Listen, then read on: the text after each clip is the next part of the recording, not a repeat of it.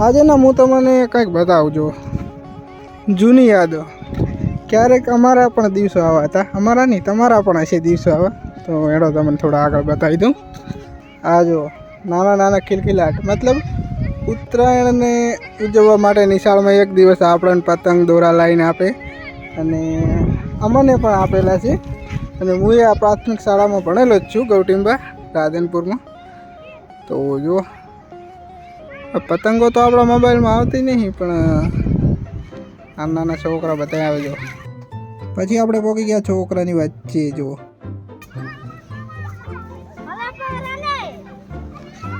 થોડી વાર પતંગ ચગાવ્યા પછી બધાને મળી ગયો હતો નાસ્તો છોકરાને, અને લાસ્ટમાં આપણાને પણ મળી ગયો હતો. એ ના બતાવાય. અને પછી બધાને મળી ગઈ ચળકાટ પતંગો. પછી બધી ગેંગ ઉપડી ગઈ હો પતંગ ચગાવવા. તો હેપી ઉત્તરાયણ, હેપી મકર સંક્રાંતિ.